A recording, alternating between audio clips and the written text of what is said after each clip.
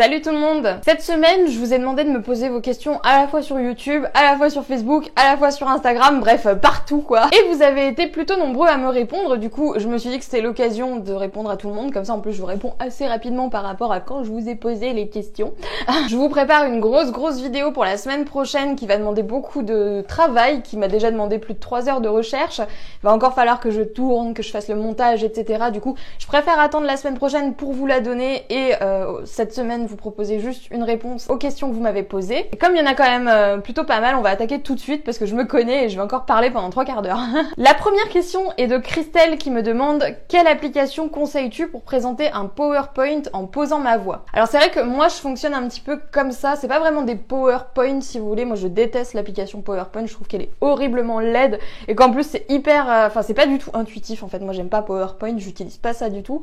Ce que j'utilise pour mes formations et pour ce type de format de vidéo en général c'est canva.com que vous connaissez sûrement. Christelle, du coup si jamais t'as envie d'enregistrer ta voix par-dessus un PowerPoint, tu es libre quand même. Le logiciel que je te recommande à ce niveau-là ce sera ApowerSoft, donc qui est disponible gratuitement et t'as même pas à l'installer il me semble. Le lien sera disponible dans la barre de description, moi c'est ce que j'utilise à chaque fois que je filme mon écran et que je veux rajouter ma voix par-dessus. Par contre je sais pas si ça fait ça que chez moi mais mon PC enregistre un son médiocre donc attention à ça quand même. Le plus simple si jamais tu as des slides qui ne bougent pas, c'est-à-dire juste des slides voilà avec juste le texte écrit dessus, c'est tout simplement de prendre la slide en question, de prendre l'image et d'enregistrer ta voix par-dessus et de faire un montage après derrière. Christelle m'a également posé une deuxième question, merci à toi Christelle, et du coup elle me dit: je voudrais lancer ma chaîne YouTube en support de mon blog et le même problème se pose, quel logiciel de montage utiliser?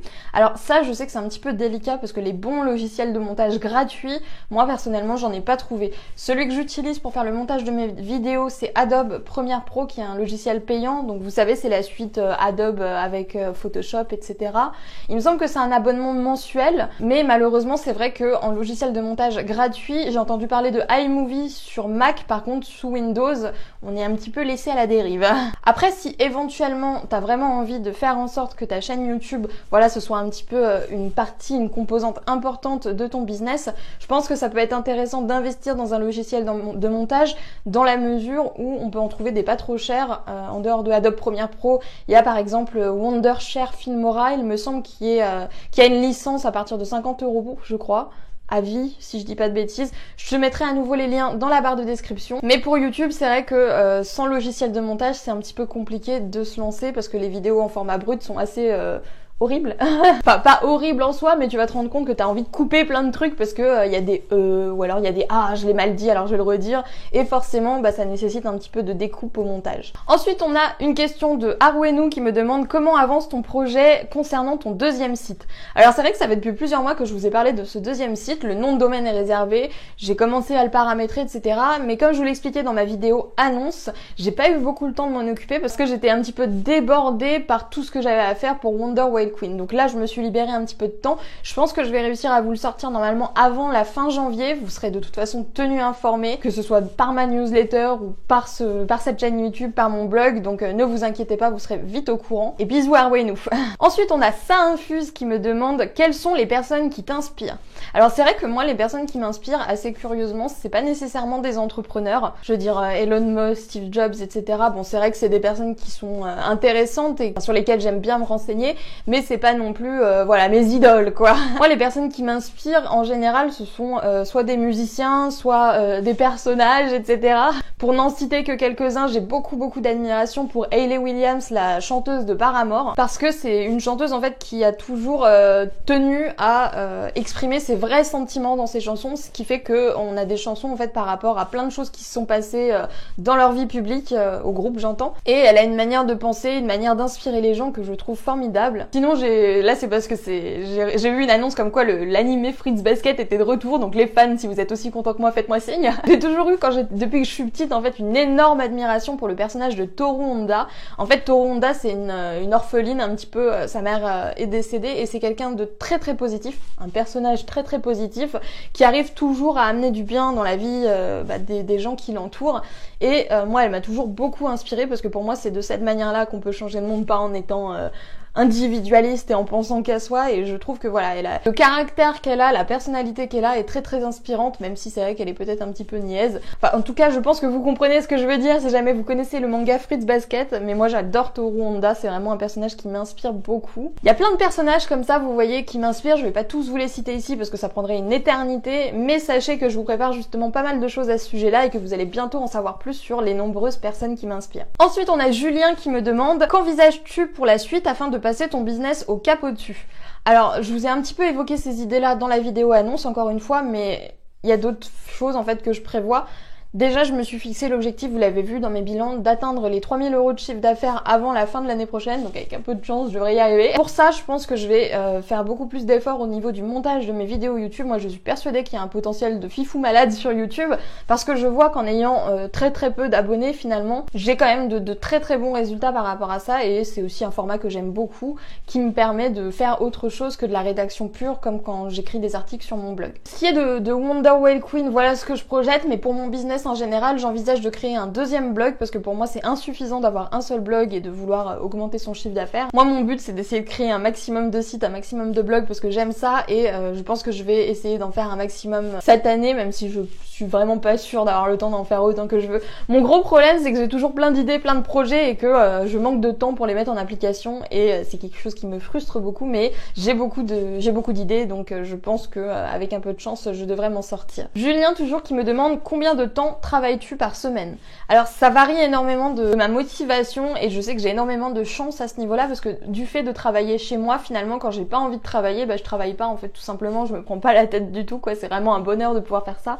Pareil, quand j'ai envie de faire la grasse mat, je travaille pas et je fais la grasse mat, c'est pas grave quoi. En moyenne, je dirais que je travaille entre 25 et 35 heures par semaine, en fonction bien sûr de ma motivation, etc. Je pense que je vais essayer de réduire un petit peu ce rythme, même si encore une fois j'aime tellement ça que c'est compliqué pour moi, parce que j'ai conscience que le travail créatif peut pas être fait en continu tout le temps en fait. Il y a des phases où je suis pas inspirée et où ce que j'écris c'est pas forcément terrible.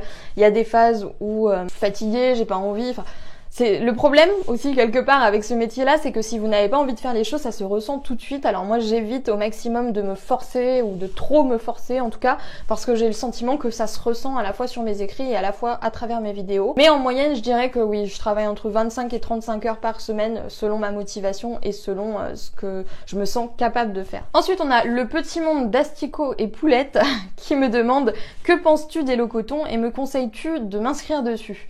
Alors Hello Coton, j'adorais Hello Coton sincèrement il y a quelques années de ça, parce que c'était vraiment un réseau social pour blogueurs si vous voulez, qui mettait vraiment en avant un maximum de personnes, et qui m'a moi par le passé apporté énormément de trafic. Le fait est que depuis que Hello Coton a un petit peu évolué, si vous voulez, j'ai le sentiment que ça rapporte plus rien. C'est-à-dire que là sur les derniers mois, Hello Coton m'a vraiment quasiment rapporté aucune visite, alors que j'ai genre 800 abonnés sur Hello Coton quand même. Donc je pense pas qu'il faille faire en sorte qu'Hello Coton soit vraiment le centre de ce qui t'attire du trafic. Ceci étant dit, l'avantage avec cette plateforme là, c'est que à partir du moment où tu t'inscris et où tu rentres l'adresse de ton blog et de ton feed RSS, tout est automatisé en fait. Dès que tu vas poster un article, ce sera tout de suite posté sur Hello Coton sans que tu aies rien à faire. Donc finalement c'est tellement automatique que je peux que te conseiller quand même de t'inscrire dessus, mais attention à pas trop avoir d'espoir à ce niveau-là, parce que c'est vraiment le sentiment que c'est vraiment en baisse par rapport à tout ce que ça pouvait apporter auparavant. Le petit monde d'Astico et Poulette toujours qui me demande si j'ai un article ou une vidéo sur le SEO.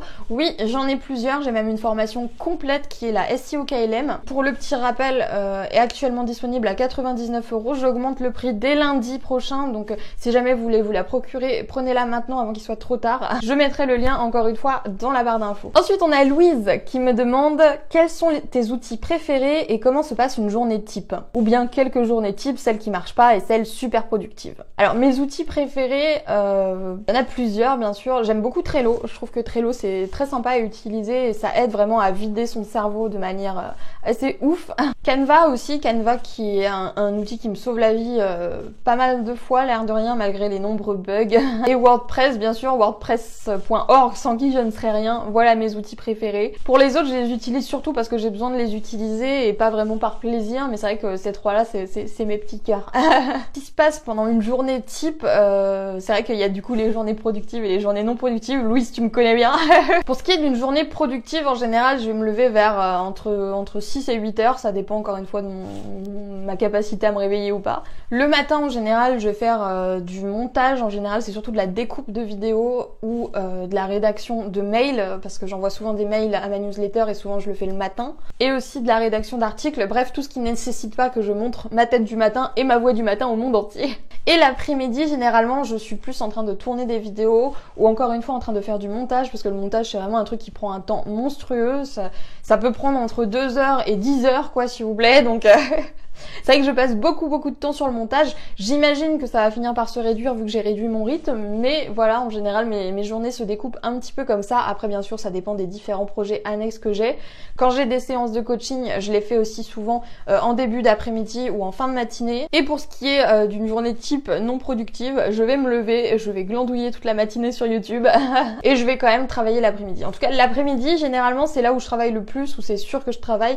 En vrai il n'y a pas un seul jour où je ne fais rien. Enfin rien par rapport à mon business, j'entends. J'essaye toujours de faire au moins un petit truc même quand je me sens pas productive, même si je me sens pas motivée, parce que pour moi c'est important de le faire tous les jours pour que ça soit vraiment une vraie habitude chez moi. Ensuite on a Marc ou Marco qui revient en puissance en ce moment avec ses super questions pertinentes. Donc question 1, pourquoi l'univers ? Non, là, j'arrive pas à trouver de réponse. Question 2. Tu dis vouloir ouvrir un nouveau blog sur l'écriture en parallèle de la réduction du rythme de publication de Wonder Whale Queen. N'as-tu pas l'impression que ce nouveau blog va te prendre le temps et l'énergie que tu souhaitais justement libérer en levant un peu le pied? Oui et non, parce que moi, en fait, je considère que mon métier, ce que je dois faire, justement, c'est m'occuper de tout ça. C'est m'occuper de mes sites, m'occuper de mes vidéos, etc. Et c'est pas un truc qui me contraint, si vous voulez. Là où je me sentais vraiment bloquée, c'était que je travaillais tout le temps sur le même projet. Et moi, j'ai la polyvalence dans l'âme. Moi, j'aime bien faire 50 trucs en même temps. Moi, j'aime bien passer du coq à l'âne, etc. Et je vois pas vraiment ça comme une charge de travail supplémentaire, encore plus dans la mesure où j'ai bien conscience que ce blog-là, ce sera un blog annexe. C'est-à-dire que ce sera pas un blog aussi sérieux entre guillemets que Wonder Whale Queen. Je sais pas encore au niveau du rythme de publication ce que je vais être en mesure de faire. Tout ce que je sais c'est que j'ai vraiment envie de créer d'autres blogs, de créer ce blog là aussi parce que c'est quelque chose qui me tient à cœur et forcément ça va me prendre un petit peu de temps mais je pense pas que ça va non plus me bouffer tout mon temps. Depuis la remise en question dont on parlait justement dans ma dernière vidéo, j'essaye de me mettre de moins en moins la pression parce que moi je suis tout le temps en mode délai. Là justement l'occasion d'avoir un deuxième blog un petit peu plus light on va dire, ça va me permettre de voir si c'est possible justement de réussir à le faire grandir, réussir à le développer sans pour autant sacrifier ma vie entière pour y arriver. Donc je suis assez optimiste à ce sujet, donc je ferai peut-être un update pour vous dire Marco tu avais raison.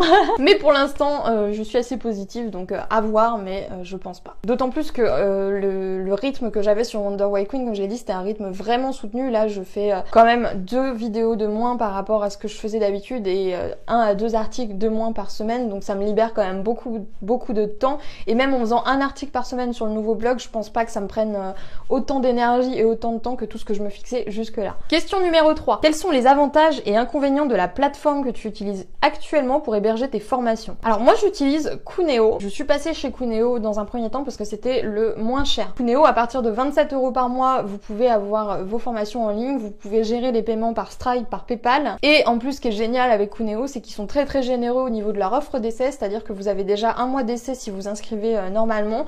Et en plus, ils sont trop mignons. J'ai réussi à négocier un code promo avec eux qui est le code Wonder Queen que vous retrouverez dans la barre de description, qui vous donne en plus de ça un crédit de 54 €, donc ça correspond à 3 mois au total, en comptant le mois d'essai gratuit de base. 3 mois au total où vous pouvez utiliser Cooneyo gratuitement.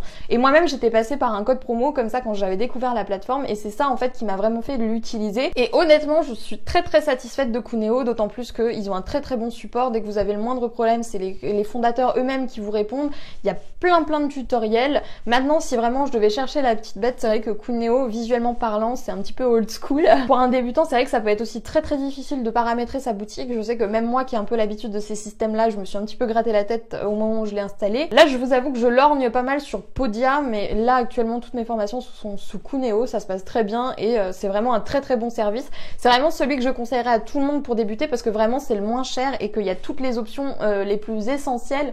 Ils ont même rajouté l'order bump, j'arrive même pas à le dire, l'order bump il y a pas longtemps. Donc vous savez, c'est rajouter un panier quand les gens, enfin rajouter un produit quand les gens en achètent un autre avec une petite flèche. Bref, c'est un truc un petit peu classique pour augmenter vos ventes et c'est génial qu'il ait rajouté, surtout à ce prix-là. Je trouve que vraiment, il n'y a pas photo. Cooneos, c'est le top pour commencer. Maintenant, c'est vrai que quand on a envie de passer peut-être à un stade supérieur à la fois en termes de design ou de rajouter encore plus d'options, genre des webinaires, des trucs comme ça, Cooneos va peut-être pas être adapté. Une plateforme que j'ai envie de vous recommander sans vraiment l'avoir testée mais en ayant suivi des formations dessus, c'est Podia, qui est très très jolie, l'air de rien, mais qui coûte 60 € par mois. Donc je pense que c'est pas vraiment un investissement essentiel quand on lance son blog. Si vraiment vous commencez et que vous lancez votre première formation, moi ce que je vous recommande vraiment, c'est de commencer par Cooneos. Ensuite, on a Miss Globe Croqueuse qui me demande quel est le meilleur livre en leadership et développement personnel que tu aies lu. Alors moi, mon livre préféré de tous les temps, vraiment pour tout ce qui est business, etc. et que je me suis procuré et dont je vous ai déjà parlé, c'est le Personal MBA. Pour moi, c'est vraiment le livre qu'il faut mettre entre les mains de n'importe quel entrepreneur parce que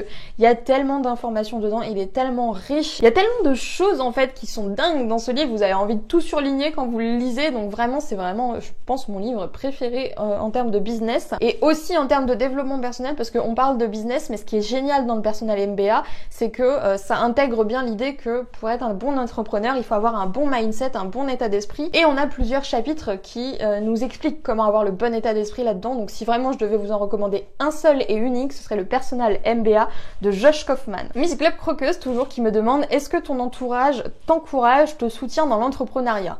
À ce niveau-là, honnêtement, j'ai une chance monstrueuse parce que oui, mon entourage m'a toujours soutenue. C'est vrai que quand je me suis lancée au début, mon père avait un petit peu une certaine inquiétude, mais je pense que c'est normal, hein. Les parents, voilà, vous leur dites hey, je vais quitter mon CDI et je vais me lancer sur internet, forcément ils sont peut-être pas au top du top, mais il m'a jamais empêché en fait de le faire. Et dès l'instant où je me suis lancée et dès l'instant où il s'est rendu compte que c'était viable, qui pour mon cas était assez rapide, l'air de rien, il m'a toujours encouragée là-dedans. Et idem pour mon petit ami, idem pour mes amis, etc. J'ai la chance d'avoir des amis qui sont très intéressés par ce milieu-là et qui sont eux-mêmes pas mal sur leur PC, pas mal sur internet, et forcément ils sont hyper contents pour tout ce qui m'arrive et ils sont aussi super contents de pouvoir me demander de régler leurs problèmes techniques. Hein, Elodie?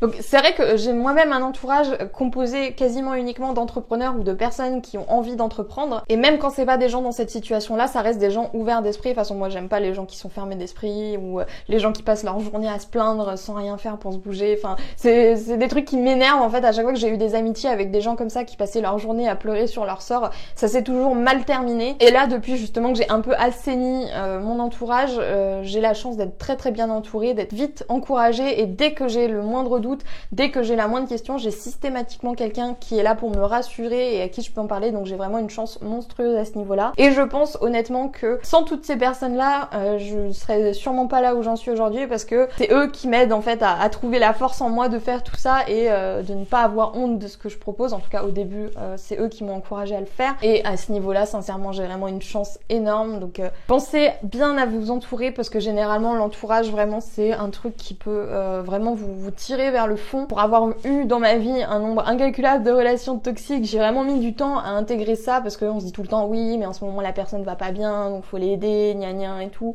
Mais au bout d'un moment, quand les gens vous tirent vers le fond, il faut arrêter les frais tout simplement et commencer à bien s'entourer. Je vous assure que votre vie va commencer à changer dès ce moment-là. Morgane maintenant qui me demande comment fais-tu pour avoir autant de connaissances. Alors j'ai pris cette question pas pour me la raconter, mais parce que c'est vrai qu'on me pose souvent la question, parce que c'est vrai que moi j'ai plein de petites connaissances si on veut. C'est-à-dire que quand un blog bug, je suis souvent le super héros qui arrive en mode t'inquiète, c'est ça le problème, etc. Et on me dit mais d'où tu sors tout ça? Et je voulais répondre à ça justement pour un petit peu démystifier cette impression que vous avez. Tout ce que je sais, je l'ai appris en fait. J'ai fait des recherches. C'est-à-dire que au lieu de passer une après-midi à jouer aux Sims, je faisais des recherches. Je passais mon temps à me taper comment on fait ci, comment on fait ça. Dès que j'avais un problème, j'essayais de me débrouiller toute seule. J'ai vraiment appris tout ce que je sais grâce à Internet. Et c'est pour ça que je vous le dis, parce que si moi j'ai réussi à apprendre tout ça toute seule chez moi grâce à Internet, vous aussi vous pouvez le faire. Il n'y a pas de miracle en fait. C'est juste une question de choix personnel. À un moment donné, c'est à vous de décider si aujourd'hui vous avez envie de regarder une émission de télé dans le canapé, ou si aujourd'hui vous avez envie de lire un livre pour apprendre de nouvelles choses, ou si vous avez envie de parcourir Google à la recherche des meilleures techniques SEO. Voilà, c'est une question de choix personnel. Et à partir du moment où vous vous donnez les moyens d'apprendre tout ça, vous vous donnez les moyens de faire ces recherches-là. Il n'y a pas de mystère, les connaissances seront là et tout le monde, vraiment tout le monde en est capable. Je suis pas mieux que quelqu'un d'autre, je suis pas plus intelligente que quelqu'un d'autre. La seule différence c'est que au lieu de regarder la télé, moi je préfère faire des recherches sur Google et lire des livres business ennuyants. Ensuite on a Nanouche qui me demande: pourriez-vous acheter un produit en ligne venant d'une personne qui est débutante sur le web mais dont le produit, l'information est correcte et pertinente? Je vous pose cette question car je sais que vous étiez débutante et je voudrais savoir si ça a eu un impact ou pas. Alors moi personnellement, c'est vrai que je suis pas une très grande consommatrice de formation. J'en achète quelques-unes à gauche à droite et c'est vrai que moi ce qui me fait acheter en général, c'est pas vraiment l'ancienneté de la personne ou quoi, c'est ce que je découvre par rapport à son contenu gratuit. Moi j'ai tendance à penser que si le contenu gratuit est de qualité, si le contenu gratuit apporte vraiment quelque chose, alors il y a de fortes chances pour que le contenu payant soit encore plus puissant. Et jusque là ça m'a jamais porté défaut, jusque là je me suis jamais trompée et à chaque fois que j'ai trouvé qu'un contenu était vraiment puissant et que j'ai acheté une formation derrière, je ne l'ai pas regretté. Pour moi on peut vraiment se lancer en étant débutant, mais il faut prouver sa valeur dans ce cas-là, il faut prouver aux gens que ce que vous savez c'est pas du bullshit quoi. Moi j'ai pas eu de soucis quand je me suis lancée. Quand j'ai lancé ma première formation, les gens voyaient bien que c'était une formation sur Instagram, les gens voyaient bien que mon compte Instagram était bien alimenté, que j'avais des followers, et par rapport aux conseils déjà que je disposais dans mes vidéos gratuites, dans mes articles gratuits, les gens ont bien pu constater que je racontais pas du vent en fait. Ce qui fait que je pense pas vraiment que ça ait posé de problème. Après c'est sûr, il y en aura toujours des gens qui préféreront prendre une formation chez quelqu'un qui est plus ancien, plus installé.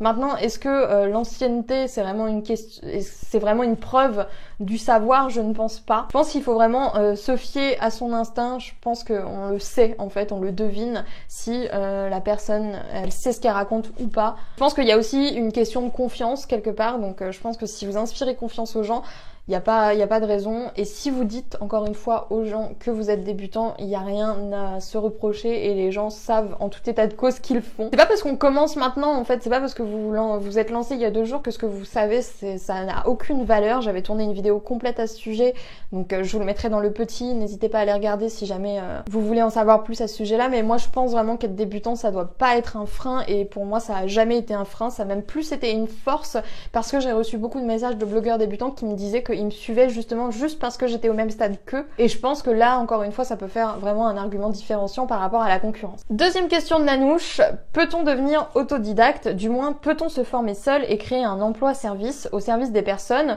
ou faut-il absolument se former en achetant des formations? Alors c'est vrai que du coup ça va un petit peu avec mon parcours. Moi je pense tout à fait qu'on peut se former en autodidacte sur pas mal de points. Alors si vous voulez devenir médecin en étant autodidacte c'est un petit peu plus compliqué, c'est vrai, mais pour tout ce qui est du web surtout, être autodidacte c'est presque obligatoire, j'ai envie de vous dire, parce que quand on voit tout ce qui est enseigné, que ce soit à l'école ou même dans des écoles spécifiées, ça vaudra jamais en fait l'expérience du terrain, ça vaudra jamais le bidouillage que vous allez faire tout seul devant votre WordPress. Aujourd'hui on a cette chance là justement de pouvoir se créer un emploi sur mesure, de pouvoir proposer le service qu'on veut, et je pense vraiment qu'il faut profiter de cette ère là et arrêter de se poser des questions. Il faut juste se lancer et essayer, ça coûte rien, vraiment, ça vous prendra 1 heure de faire une annonce comme quoi voilà vous proposez tel ou tel service, et vous aurez tout de suite un retour, vous verrez tout de suite si c'est un service qui peut intéresser les gens ou pas. Je pense pas vraiment qu'on soit obligé de se former avec des formations payantes. Moi personnellement j'ai pas commencé comme ça, moi j'ai commencé avec des recherches gratuites, j'avais pas forcément les moyens d'investir dans des formations.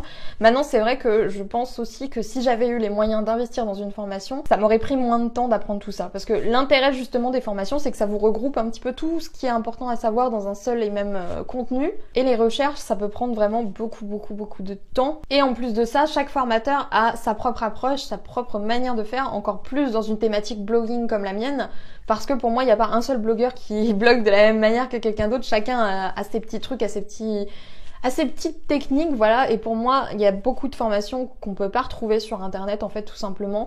Donc les formations c'est certes un grand gain de temps et d'énergie au niveau de la recherche, mais si vous n'avez pas les moyens, si vous ne voulez pas investir tout de suite, c'est vraiment pas une obligation. Ce qu'il faut c'est être motivé, ce qu'il faut c'est avoir, comme je le disais tout à l'heure, la détermination de ne pas rester assis sur le canapé à rien glandouiller, mais de faire des recherches et de vous renseigner un maximum sur ce que vous avez envie d'apprendre. Tout vous dire, pour la petite histoire, moi j'ai même appris à parler anglais toute seule chez moi. Je veux dire, j'apprends justement actuellement le japonais toute seule chez moi et ça se passe bien. Je veux dire, Hontoni.